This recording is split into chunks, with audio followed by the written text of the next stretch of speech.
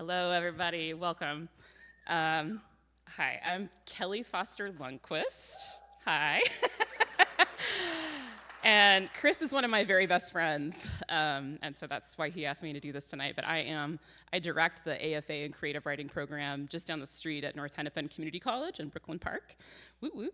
And and I have a book coming out this October called Beard, a Memoir of a Marriage, so we'll talk more about that later.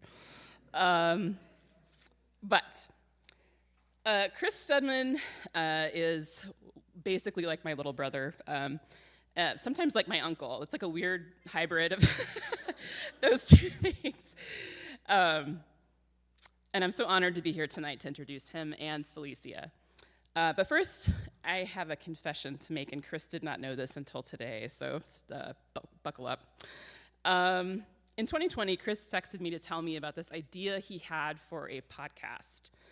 I knew he'd been trying to find ways to articulate his grief about his friend Alex's recent death. And even in my earliest conversations with Chris about that devastating loss, he was seeking to understand it within the larger societal and systemic context that Alex and Alex's death were part of. One component of that processing was the fact that as he took his life, Alex sent Chris a scheduled email that included a link to a private SoundCloud page with recordings of a woman he'd met on a Britney Spears fan forum. The woman called herself Alice, and because she sounds so remarkably like Britney Spears, rumors spread on the Britney-obsessed corners of the internet that she actually was Britney Spears, logging in anonymously to connect with her fan base. Now, if you've ever been lucky enough to visit Chris's apartment, you know that he has a lot of Britney paraphernalia himself. So Chris, like Alex, is himself a super fan of Britney, and that was part of what had initially connected the two of them years earlier. So in 2020, when Chris reached out to me to float the idea of a podcast exploring these rumors, these audio files, and what they had meant to Alex, he told me to keep it top secret.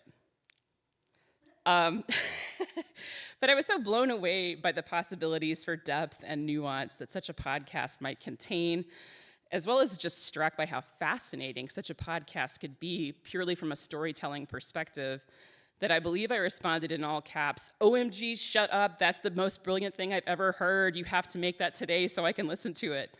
So here's the confession, finally. Chris told me to keep that secret, but I immediately texted 5 of my best friends, whom I swore to secrecy, and they did a better job keeping the secret than I did. As soon as I stopped talking to Chris, and I told him everything he just told me, because I simply couldn't keep it to myself, they all responded like I did. "OMG, that's the greatest idea I've ever heard. That needs to be a podcast today." And here we are, 4 years later, after that podcast came out and was appropriately beloved by critics and listeners alike. I was right. It was brilliant and loving and important and good. Unread did what the best stories do. It began with questions that led to more questions, and then unearthed beneath each of those questions deeper questions. It was a nesting doll, an onion, and beneath each layer, 100 more layers presented themselves. Is This Britney became a conversation with Dave Holmes about why some gay men are drawn to tragic divas like Britney, which became a meditation on how hard it can be to stay alive in a world that doesn't support people like Alex. It's a love letter to Alex. It's a monument to what Alex's life meant both to Chris and to Alex's larger community. To me, Unread is exactly what a podcast should be, as well as what a good story should be. But we are not only here tonight to talk about Unread. There's another podcast with equal amounts of nuance and heart and depth that we are here to discuss. Celisia Stanton's Truer Crime. Like Unread, yeah, yes indeed. Like Unread, Truer Crime resists and expands the limitations of its form and rejects the easy narratives we are sometimes tempted to believe within the complexities of their various contexts. In her second season episode on the stalking and murder of college student Lauren McCluskey, Celisia points out that Lauren's grieving father has used his daughter's tragic death to create awareness about the murders of other young people that have not received the same level of media coverage or attention that Lauren did. About this decision, Celisia says this, and I'm quoting her now. "For me, it's that acknowledgement that should fuel the rest of us. If a single story can spur so much action, What might be possible if we afforded every young person the same level of care and recognition? Maybe then we could understand the full picture a little more deeply, that these stories have happened, are happening, and will continue to happen unless and until we decide to stop treating community problems as individual problems and transform systems that keep us trapped in patterns that ultimately hurt all of us. That attention to systems, that resistance of the too easy narratives of detached righteous indignation or disinterested consumption of tragedy, that insistence that there are human beings at the heart of all these stories who are worthy of attention and love, informs the entirety of this brilliant podcast, whether it's unpacking questions about the complexity and seeming contradictions of DNA evidence in cases like Darlie Roudier's or Celisia Stanton's, or interrogating the cultural narratives behind Black serial killers or the Jonestown Massacre. It is my honor now to introduce both of these brilliant and kind people. Chris Stedman is a writer, podcaster, and professor who teaches in the Department of Religion and Philosophy at Augsburg University in Minneapolis. He is the author of the books IRL, Faithiest, and the forthcoming Nothing in Particular, as well as the writer and host, the writer and host of Unread, named one of the best podcasts of 2021 by The Guardian, Vulture, HuffPost, Mashable, the CBC, and others, and honored by the 2022 Webby Awards under Podcast's Best Writing. Chris is also the founder of Good Judy Productions, we'll talk about that in just a minute, a new podcast studio you'll be hearing about tonight. Celisia Stanton is a high school debate coach and wedding photographer, brilliant wedding photographer, by the way. I Google stalked you today. Sorry, I lost my place. Who also writes and produces the True Crime podcast, which seeks to view crime and victimhood within the systemic context of race and sexuality and other systems, and as a result, to change the ways we discuss and act on stories like the ones she examined so thoughtfully on the show. Her motivation to create the show began when she was herself the victim of a massive financial fraud and turned to true crime podcasts as a coping mechanism. It was the deficiencies of some of these shows that, in part, prompted her to rectify that situation. We are so lucky to listen to this conversation tonight, and without further ado, please welcome Celisia Stanton and Chris Stedman.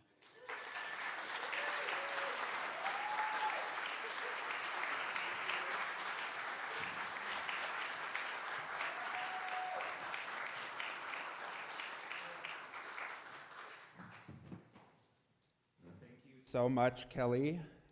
Can everyone hear me? We good? I've got the Brittany mic right here, which, yeah, it just felt too fitting. So thank you all so much for coming. Welcome. We have such a beautiful space here in the Conn Theater. We're so grateful to our hosts at Plymouth for having us here in this space. I'm just going to give you a couple details about tonight's program, and then I'll turn it over to Celisia. So, first of all, bathrooms, very important information. If you need to use the bathroom at any point, please feel free to excuse yourself.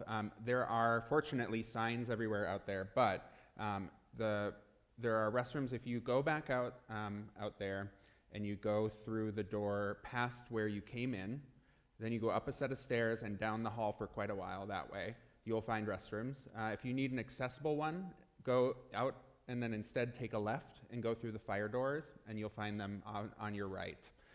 Again, I don't expect you to remember all that.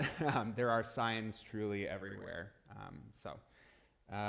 Next, if you did not sign in at the table on your way in, first of all, you missed a great conversation with some wonderful people, but we'd really appreciate it if you could sign in before leaving. It just will help us have an accurate head count and help us prepare for future events.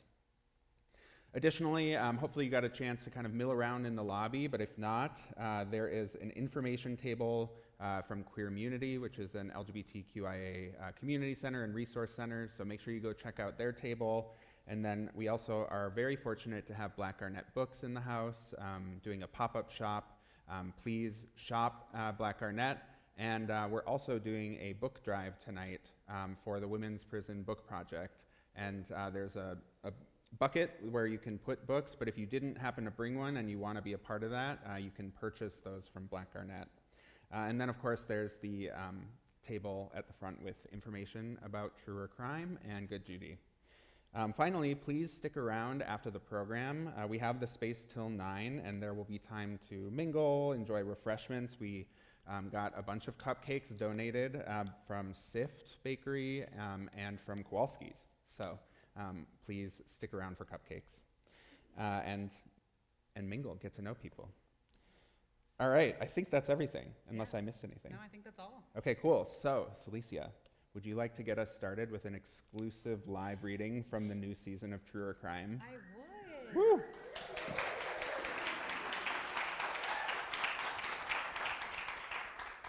And just thank you, everybody, for coming. It's really awesome to be in your presence and, be out from my recording booth or closet to see your beautiful faces. So, on the last full day of his life, Martin Luther King spent his morning nervously pressed into a narrow airplane seat bound for Memphis. When I first learned this fact, it struck me, not for its novelty, but for its ordinariness. There's something, I think, about being strapped inside an 80,000-pound steel bird careening through the sky that seems to level the playing field. At 30,000 feet, even the body of a civil rights icon can feel frustratingly fragile. What's less relatable, though, is the gnawing sense of dread that comes with a deeper knowing. If this plane were to go down, it'd be because you were on it. Before takeoff, King's flight had been delayed, not for maintenance or weather, but because a bomb threat targeting him needed vetting. King and the other passengers waited while dogs sniffed through the aisles. When the all clear came, the flight was reboarded. They touched down in Memphis a single hour later than planned. For King, it was just another morning. The dread looming over him had grown larger in the months leading up to this day. From that very first bus boycott in Montgomery, Alabama, more than a decade earlier, King had been a target. But as he expanded his mission from civil rights to economic justice and anti-Vietnam War advocacy, he alienated allies and enraged powerful enemies. Those threats against him, they'd only grown larger. Still, as King stepped off that plane in Memphis, he knew he had a job to do. He'd come to support striking garbage workers in their quest to form a union. That evening, he stood before a crowd of 2,000 and delivered his soon-to-be famous mountaintop speech. His voice crescendoed powerfully as he reached its prophetic conclusion, saying, "I may not get there with you, but I want you to know tonight that we as a people will get to the promised land, so I'm happy tonight. I'm not worried about anything. I'm not fearing any man. Mine eyes have seen the glory of the coming of the Lord." At 30,000 feet, or right here on the ground, the body of a civil rights icon can feel frustratingly fragile. The next day, at 6 p.m., King stepped out onto the balcony of his room at the Lorraine Motel. Looking over the railing's edge, he spotted Ben Branch, a talented saxophone player set to play at a celebration for the striking workers later that evening. "Ben," King called out, "play Precious Lord tonight. Play it real pretty." It was his favorite hymn, but he'd never hear it again. A loud cracking noise, a single bullet, and that was it. Dr. Martin Luther King Jr. was dead. What happened next is a story you might know, a tale repeated on television, across headlines, and in history books. That the pursuit of King's killer began immediately. Before long, police would find a rifle out on the street. Next to it, a bag filled with a strange assortment of items: binoculars, 9 bullets, a radio, a pair of pliers, a few beers, and a copy of that day's newspaper. As the story goes, fingerprints on the gun matched a man named James Earl Ray, a fugitive who'd escaped prison and been on the run for a year. Investigators learned that Ray had rented a room in a nearby boarding house, one that gave him access to a bathroom with a clear line of sight to King's balcony. Finally, after months on the run, Ray was captured at an airport in London. He pled guilty to King's murder and was sentenced to 99 years in the state penitentiary. So, case closed, right? Well, not quite. Because in 1997, nearly 30 years later, Dr. King's son, Dexter King, met with James Earl Ray in prison. And that meeting, It left me wondering, if you could stand face to face with the person who took your father's life, what would you ask? Dexter King had one question in particular. Did you kill my father? No, Ray said. No, I didn't know. Dexter King replied, I want you to know that I believe you, that my family believes you, and we are going to do everything in our power to try and make sure that justice will prevail. That had me listening, because if James Earl Ray didn't kill King, who did?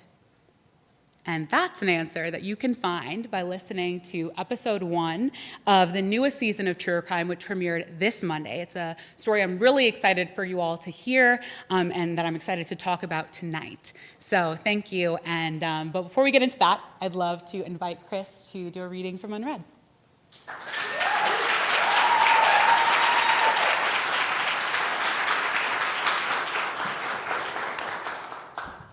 Don't worry, I've turned off the Brittany mic, so we won't have issues here. All right. Thank you so much. If you haven't listened to Truer Crime's first 2 episodes yet, I definitely recommend them. Just a big fan of what you do, Celisia, and honored to be sharing this stage with you.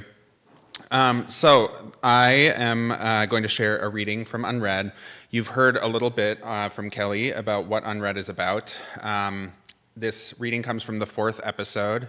A mild spoiler, but at this point in the series, I have found Alice, this figure who sounds like Britney Spears, or I believe I've found her anyway, but she doesn't know if she wants to talk to me or not, so I'm kind of waiting to hear back from her.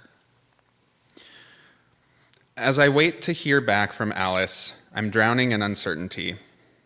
It feels a bit like the day after I got Alex's goodbye email, when I waited to hear if my friend who was prone to disappearing had disappeared for the last time.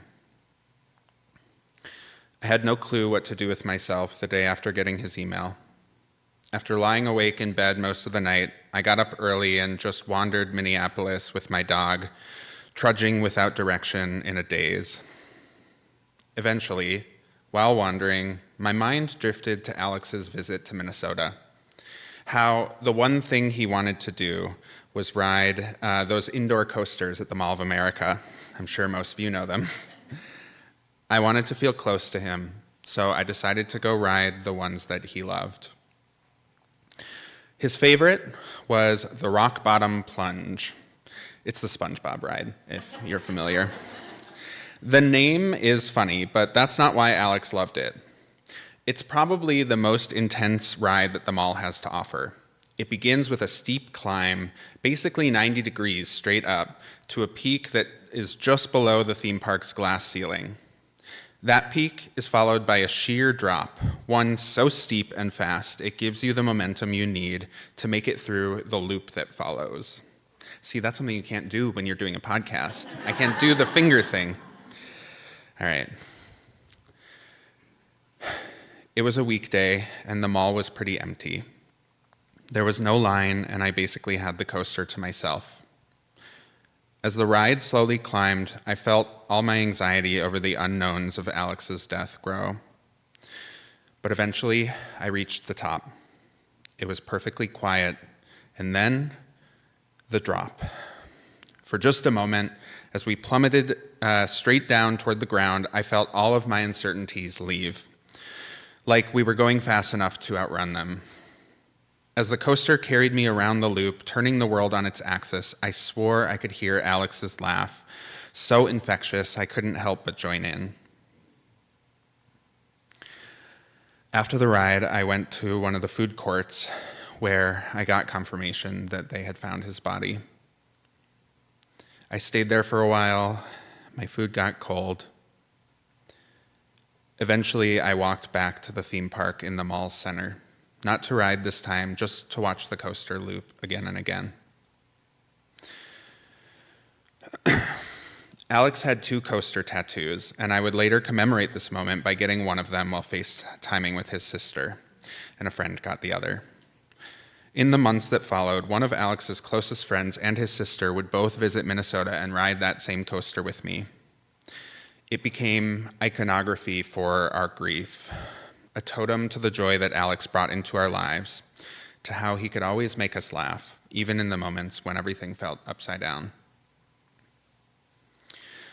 While I wait for Alice's next message, I go digging back into the material that Alex left behind.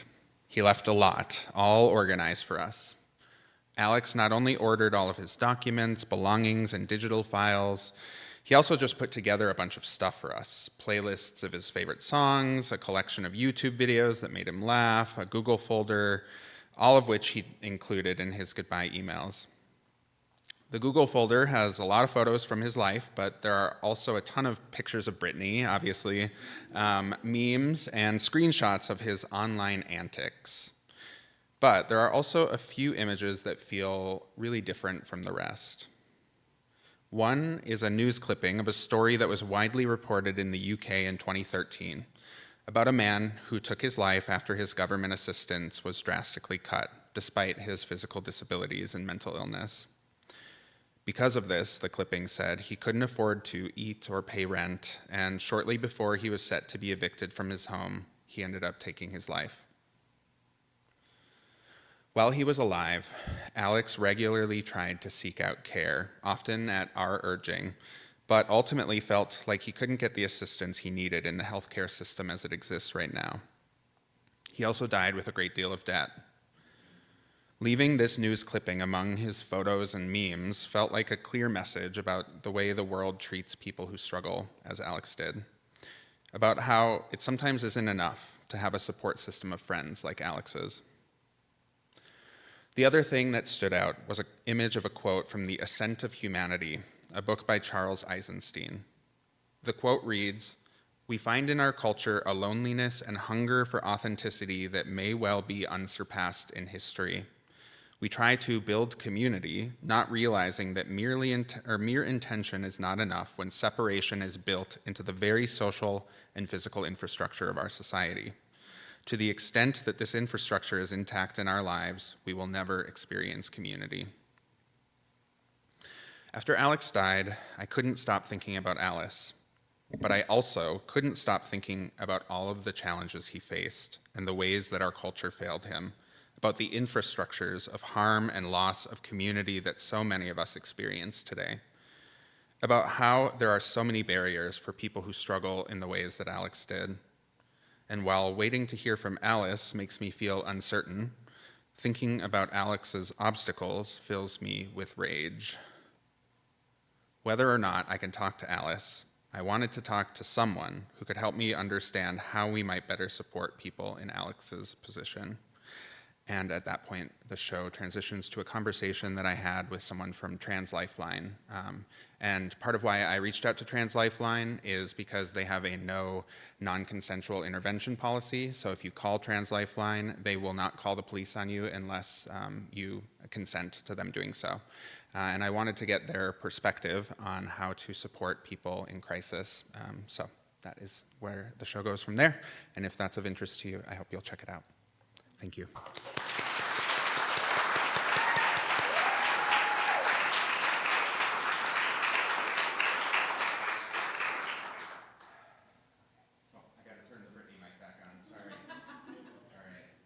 Hello? Okay, great. All right.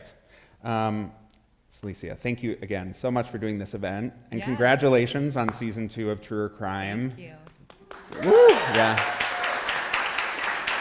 I was so excited when I learned that this show was coming back. I'm just a big fan of what you do. I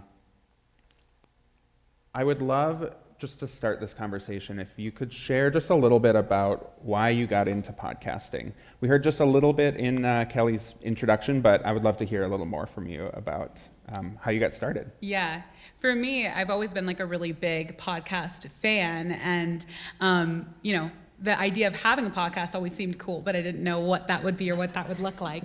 I'm a wedding photographer, a wedding and portrait photographer, and I've done that basically since I graduated from college. And so had been building that business for several years, and then 2020 hit, and not a lot of weddings happening in 2020. So I had a lot of free time on my hands. And then, as we all know, the murder of George Floyd really rocked, especially, this community here in the Twin Cities. And that was something that I was pretty involved with, just in terms of, just wanting to support my community. And I started posting on Instagram, just kind of like racial and social justice content, education really, just kind of based in my own lived experience. I found that a lot of people resonated with that. I had a few posts kind of go viral, grew a platform on Instagram, and that was really the first time that I was able to be like, okay, like my perspective is something that maybe resonates with people. But I don't love social media. I don't feel like I'm like meant to be like an influencer. I prefer to be in the long form, and also social media can be a bit black and white, and not the place for nuance. So I knew I wanted to do something with that down the road, didn't know what that would look like. Simultaneously, at the end of that summer, I started working with this financial advisor. Being self-employed, I was really like, I want to start making plans for my future. I want to figure out what I should do for retirement, or if I want to buy a house down the road, or I have no plans. Like, what should I do? Someone should tell me. So I started working with somebody who I felt really value aligned with. This was somebody who really said that his mission and purpose was around helping people who typically are excluded from financial systems. Think, Black folks, women, small business owners, like helping them attain access. And so I felt like that was really cool and resonant to me. So we started working together, and I ultimately ended up investing, all the savings I had to that point. And this was, since I was self-employed, it wasn't like I had some other retirement account or anything like that. And so long story short, it turned out that this financial advisor was defrauding all of his investor clients. He stole over $2 million from, the totality of his client base. And this was somebody who was a real financial advisor. He was a fiduciary, meaning he had like extra responsibilities. He had done all the college, like he could have done this on the up and up and like chose not to. He was like, I really need to go on those cruises and get some nice cars.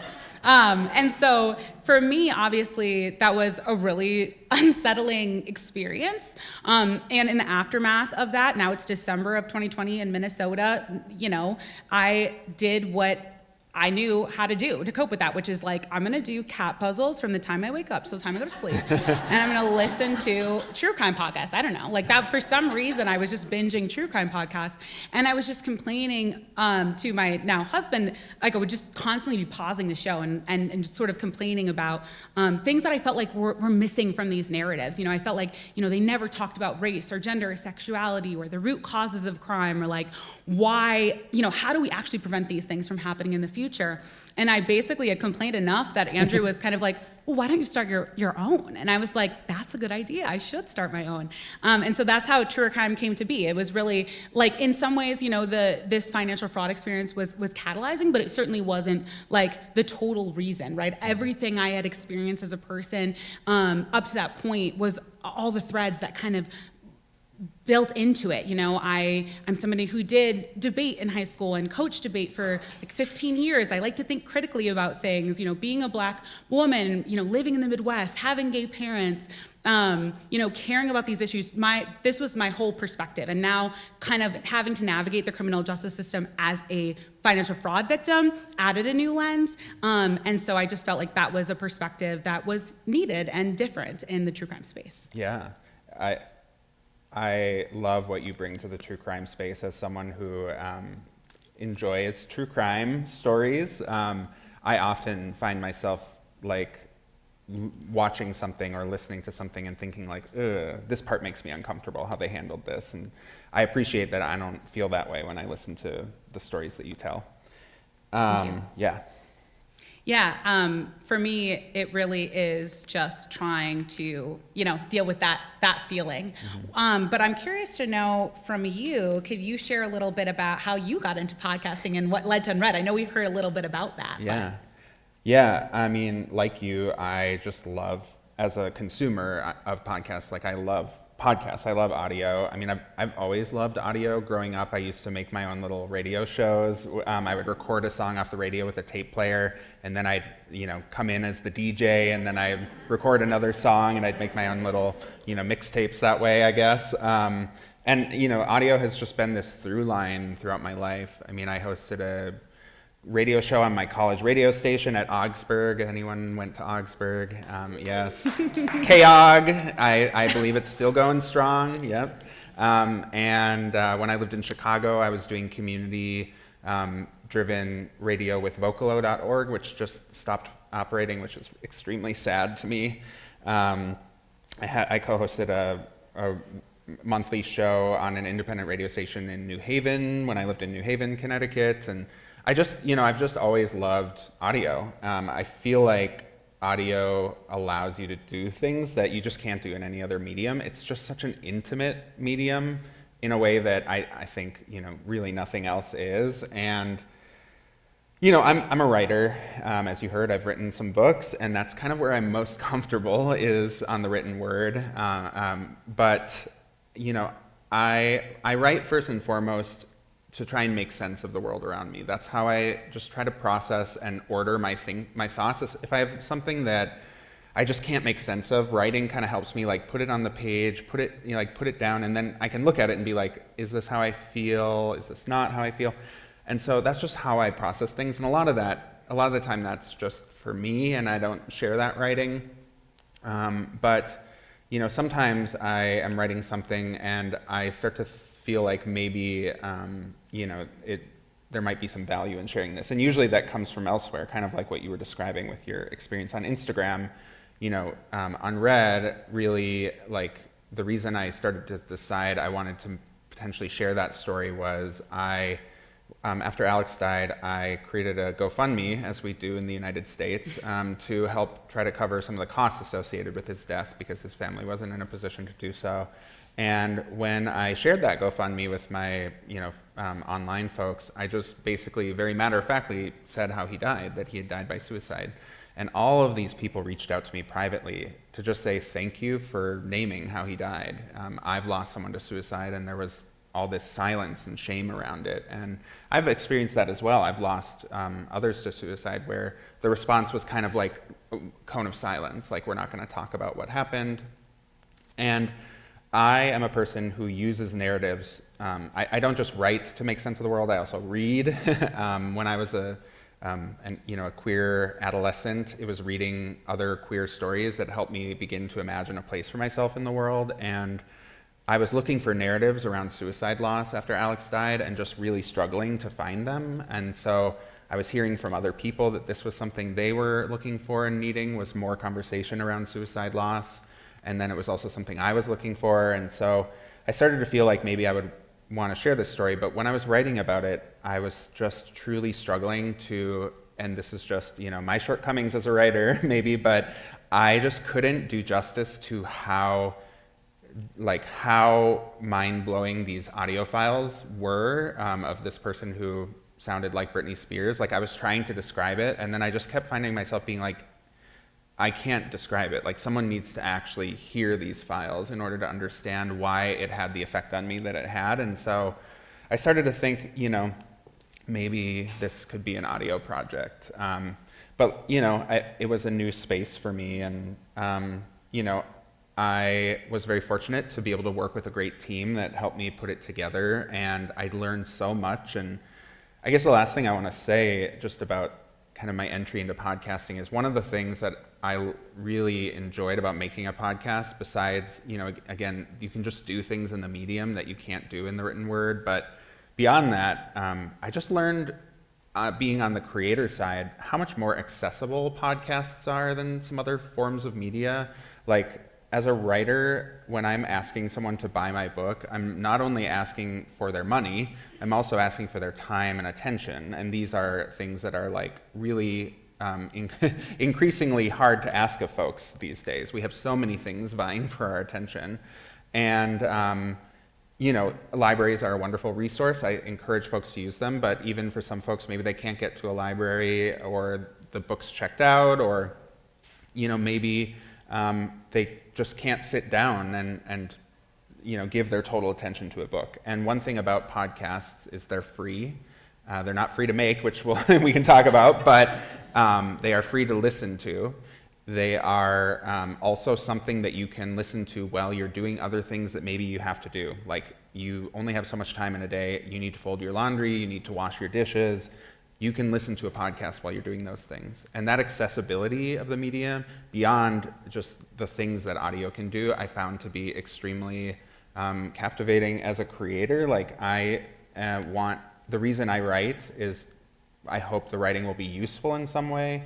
And so if writing can reach more people and be more accessible and be more useful to more people, like, that is something that means a lot to me. And so, yeah, I think, again, certain stories like Unread really are just a better fit for the medium, but there's also just something about audio in terms of accessibility and just, how it can, the kind of intimacy you can engender with it, that I think is really powerful. So as we've been discussing tonight, we're here to celebrate in part the launch of the second season of Truer Crime. Woo! Yes, I love it. And I guess, like I said, I was so excited when I learned that it was coming back. What was it like bringing the show back for another season? And why did you want to do a season 2? Yeah, I mean, I think, and to your point about like the intimacy of the medium, that's something I really like about podcasts too. And I definitely like the accessibility part, but not even because I have to be doing other things all the time, just because it's like I just need to be. I really needed to be doing those cat puzzles. It was very important. But yeah, no, so for me, that first season that we put out was it was independent. Like I didn't know what I was doing. I kind of just like wanted to try something and see if it would work. And so I found that a lot of people kind of resonated with this type of this way of telling true crime stories. And that was exciting. And I knew I always wanted to do more. And so I was really excited to get to partner with Tenderfoot TV, which is the network that Truer Crime is with for this second season. And it's been a really cool experience to work with a team and have a little bit more resources. Like you said, podcasts not free to make, and it's really nice to have some really talented folks be able to help bring that vision together. And also, like, of course, for me, this is an episode. True Crime is an episodic true crime podcast, meaning that every episode is a different case, a different story.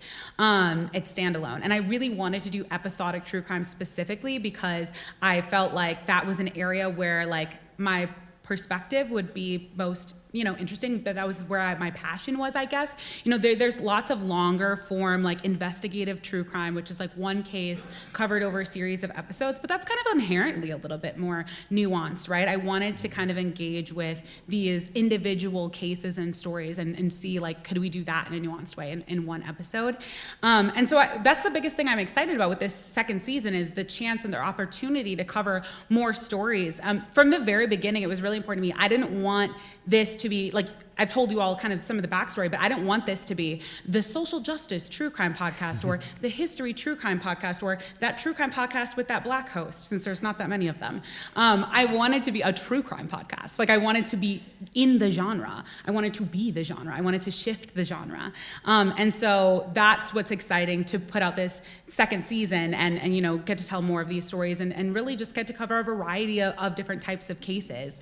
We have cases in this second season that are maybe considered historical. That's a type of case I like to do. You heard a little bit of that MLK episode. In season 1, we did an episode on the Tulsa Race Massacre. These are stories that most often people are just like, oh yeah, like, you're either a history buff or you're a true crime girly, and there's not really crossover. And I was like, but what if there was?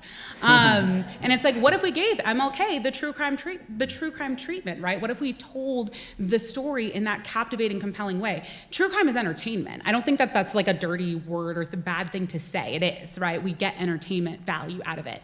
These are, of course, very serious issues, but we get entertainment out of stories. That's the power of stories.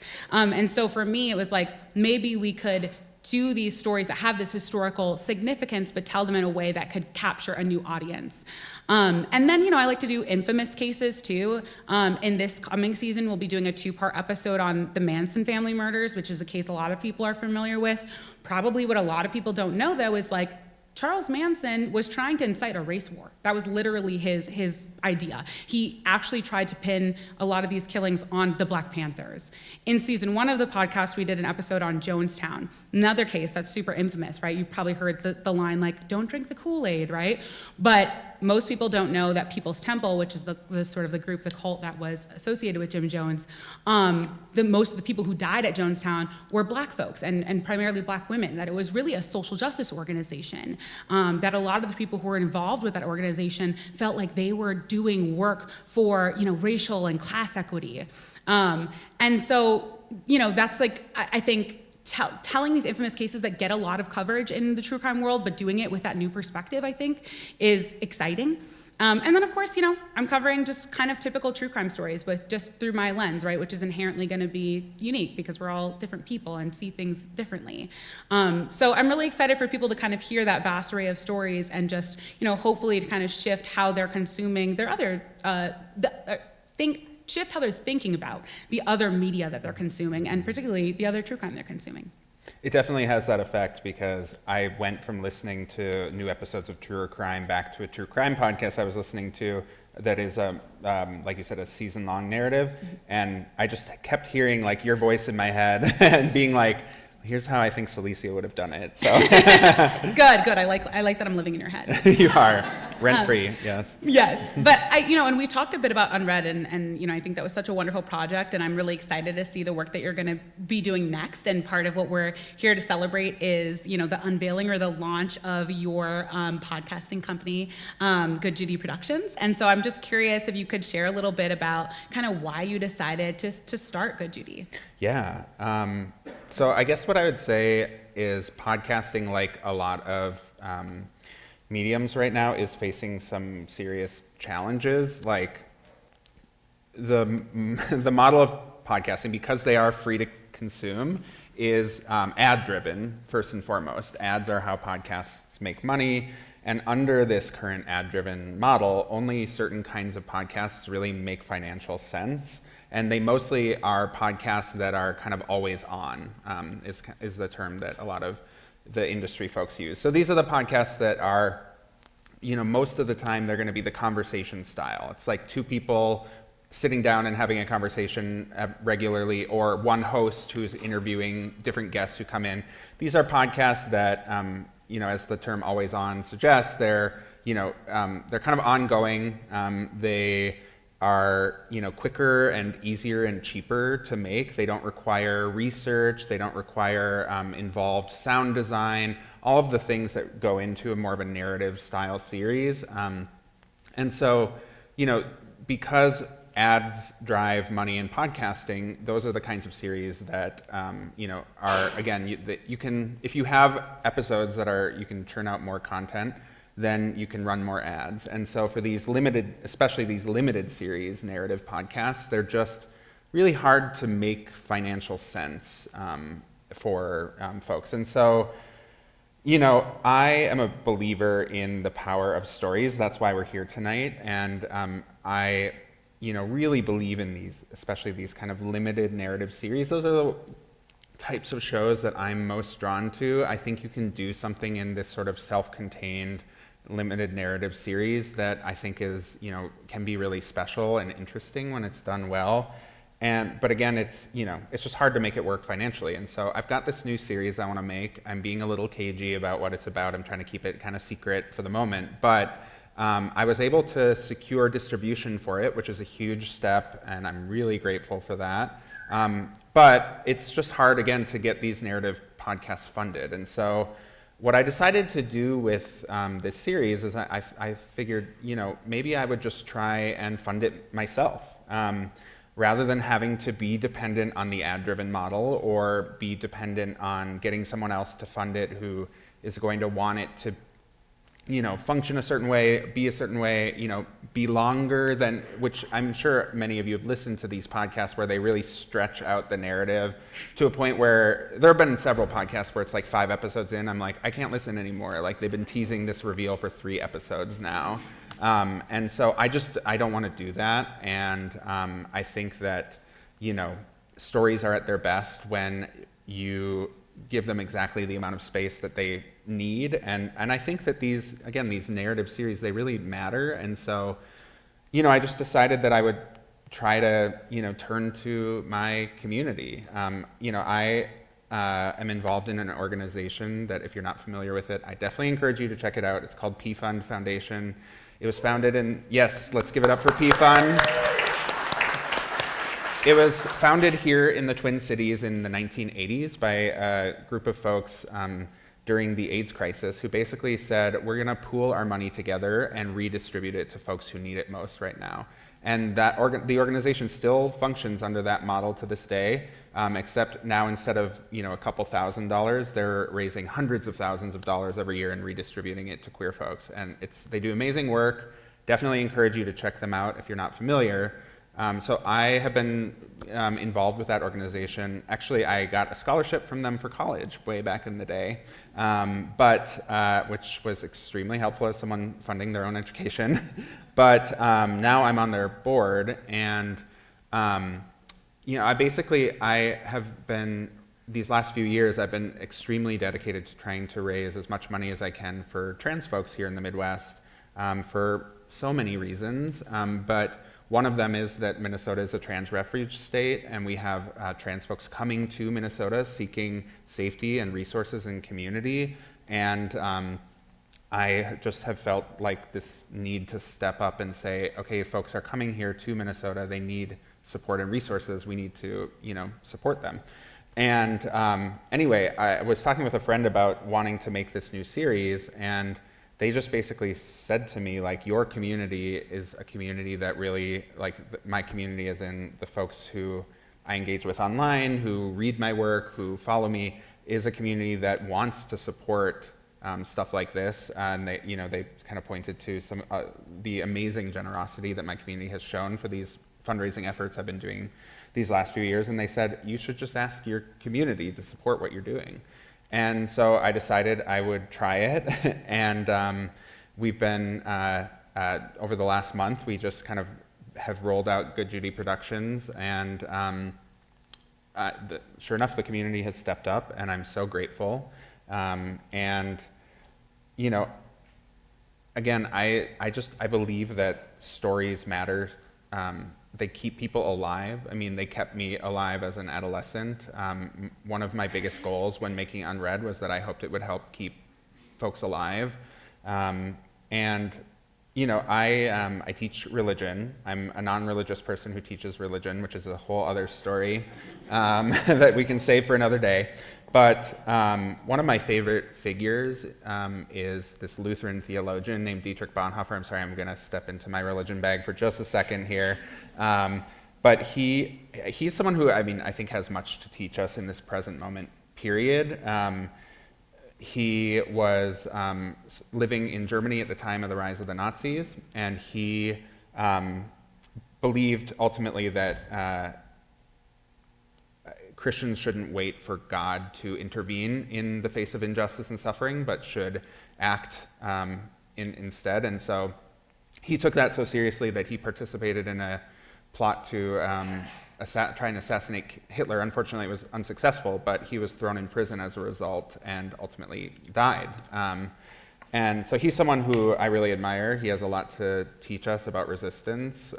So definitely encourage you to check out Dietrich Bonhoeffer's stuff. But one of my favorite concepts of his is this idea that we need to take what he called the view from below, which we borrowed from that for our title for tonight's event, Podcasting from Below. What he meant by the view from below is that it's vital to take the perspective of the outcasts. These are his words: the outcasts, the suspects, the maltreated, the powerless, the oppressed and reviled. In short, from the perspective of the suffering. And one of my goals with Good Judy so I'm working on this first series, which I'm super excited about, but one of my goals, long-term goals with Good Judy, is to produce more stories that take that perspective, that take the perspective of the suffering, of the mistreated, that centers the perspective that is not the dominant one, which, again, is very, a part of why, I was so excited for us to do this event together, because I think it just aligns so much with what you're doing with truer crime, is, I think that those are the stories that we need to hear most right now. Those are the stories I've always needed to hear. Those are the stories that not only help me find a place for myself as a queer person growing up, but also challenge and expand my horizons as someone who needs to be challenged in all kinds of ways. And so, those are the stories that I hope to tell with Good Judy. And I do have, as I said, a series in the works. I am really excited about it. I selfishly do kind of want to tell you more, but I'm not going to, because I have sworn myself to secrecy. But I guess the last thing I'll say about Good Judy is, the queer folks in the house probably know what Good Judy means. There is a kind of obvious meaning to the name. You're Good Judy, your friend. But there is another meaning to the name that is not going to be revealed until the new series comes out. So stay tuned, I guess is what I'll say. But yeah, if any of you here are interested in learning more beyond what I can't tell you, I'd love to chat. I won't text anybody about it. You can just tell us. I know I'm not telling Kelly.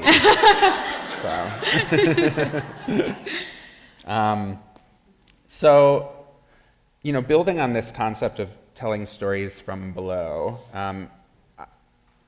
I would love to just hear you say a little bit about, and I know we're kind of getting to the end of our time here, but so this is maybe my last question for you. No, I have two questions. We're gonna work on being concise here, and Yes. this is a note for myself more than we're anything. both gonna do that. So, yeah, could you just say a little bit about telling true crime stories in a way that differs from maybe some of the more exploitative approaches to the genre? And that centers victims and the perspectives of the marginalized? Yeah, for me, I think a lot of what I was thinking about, I was thinking about a lot of things when I was binging all that true crime, but one of the things that I kind of kept coming back to is like, what does it mean to be victim-centered? This is like a buzzy thing, I feel like, that was going around at the time, and it still is, right? It was like, oh yeah, like, good true crime is victim-centered. You're focused on the victims. And so I was like, what does that mean? Because I felt like there was a lot of media I was consuming, true crime media I was consuming, that were saying they were victim-centered. They were like, forwarding that as part of their mission. But I was like, victim-centered has to be more than just being like, the victim was beautiful and had this wonderful personality. It's like, for me, especially in the aftermath of this financial crime, it was like, what do I want, right? I want a situation where this sort of thing isn't gonna happen again, right? So I felt like it was kind of weird that a lot of the takeaway from true crime media is like, to be hyper vigilant. Like, you should be afraid of everybody. Like, anyone could be out to get you. Don't trust your husband, your neighbor, your best friend. Like, you never really know anyone. And I was like, that's not very comforting. Like, that's not really what I wanted to hear right now. And that certainly wasn't going to create a world where the world I wanted to live in, right? And so I kind of was thinking about what would it look like if there was a true crime show that told these stories but didn't make us more afraid? A true crime show where victim-centered meant creating a world that was safer for all of us, where we could have deeper empathy for one another, where we could really try to take care of each other. And so that was a big thing for me. And so with every one of the episodes that I do, we always end with action items, which are like I said before, true crime, it's entertainment, right? But how can we take this entertaining story and then go out into the real world and, have a really important conversation, a critical conversation, or, maybe donate to an organization or get involved in some other work. I think all of that just really means that we're not just hearing these stories and consuming them mindlessly, but we're really like taking them in. So yeah, that's some of what I'm thinking about. But I know we're getting to the end of time here, but I want to know, like, how can folks support you as you're working towards this next series? Yeah, thank you. So we're still looking for backers. So and truly, like, most of the contributions that have come in have been in the small to medium range, and so really, like, any amount really does help. And for me, it's like true to the mission of what we're trying to do with Good Judy. Like, I want it to be something that is supported by the community and for the community. And so obviously I would be super grateful for anyone who wanted to support the show financially. One of the things I've been doing as well is I've been applying for grants, and I am super excited and very grateful, and actually most of all shocked that we were just awarded a Minnesota State Arts Board grant for the show. I'm truly, like, I don't know how we would be making the show without that. I was kind of just like doing this on a wing and a prayer or whatever, but we now have the funding that we need in order to cover some of the most, like, core costs of making the show, because as you said, they're not free to make. But I know there's going to be additional costs. I know there's going to be things I haven't budgeted for, surprises that are going to come up. So, the community support has been amazing, but we're definitely, if you know someone who you think might be interested, we would love your help getting the word out there. And there's also going to be a number of other ways to get involved. There's one actually coming this summer, thanks in part to the support from the State Arts Board. There was something that I said in my proposal to them, that if I got this funding, we would do this, and we're going to be able to do it, which is super exciting. So again, I don't want to spoil it just yet, but there is going to be a way to get involved this summer, and I would just encourage you to just follow us on social media, Good Judy Pods. You can find us on all the platforms. Subscribe to the email.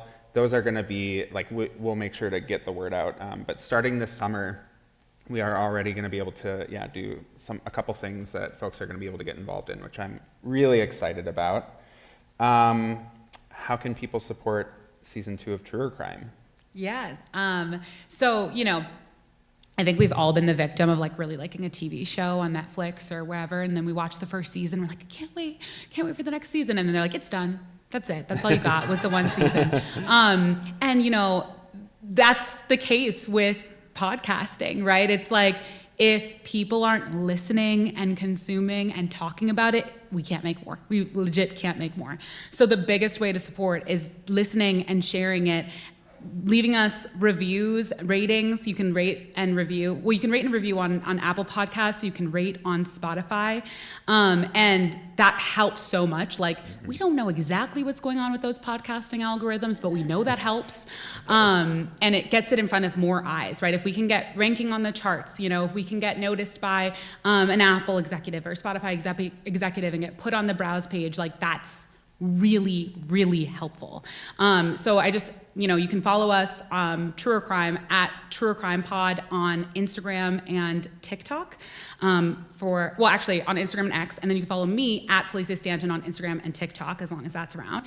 And just engaging with our stuff, commenting, all of that, super, super helpful. And we have bookmarks and some stickers out in the lobby where you can scan, and that'll bring you right to the podcast feed. But take some, bring them, give them to your friends and family. It really does help. Yeah. We have stickers that are currently at the printer for Good Judy right now, and those are one of the, there are a number of ways that we're going to say thank you to people who back the series, and those stickers are one of them. So if you want stickers from Good Judy, unfortunately you do have to contribute something, but, but they are coming, and I just want to sort of wrap up here by saying, first of all, thank you so much to Celisia, and congratulations again on season 2 of Truer Crime. Thank you. Woo. And to Chris, and congratulations on the launch of your company. Thank you. Just a couple quick housekeeping things to wrap up. Again, I just want to thank our hosts here at Plymouth for giving us this beautiful space. We're so grateful. Thank you to Sift and Kowalski's for donating the cupcakes that you're about to enjoy. Please enjoy them. We have a lot. There are vegan and gluten-free options. Please check out the Queermunity table if you're looking for LGBTQIA community and resources right now. They've got a lot of information for you. Please go check out and support Black Garnet Books. They're an amazing bookstore in town. If you want to buy something to donate to the Women's Prison Book Project, that is a great place to do it, and we're happy to collect those for you. If you want to just give directly to the Women's Prison Book Project, you can also do so there. And please just hang around. Like I said, there's cupcakes, there's other beverages that were provided by Plymouth. Again, thank you so much to Plymouth. And Come chat with us. Yeah, just hang out, talk to people, talk to us, and thank you all so much for coming. Thank you. Thank you. We're so grateful. Thank you.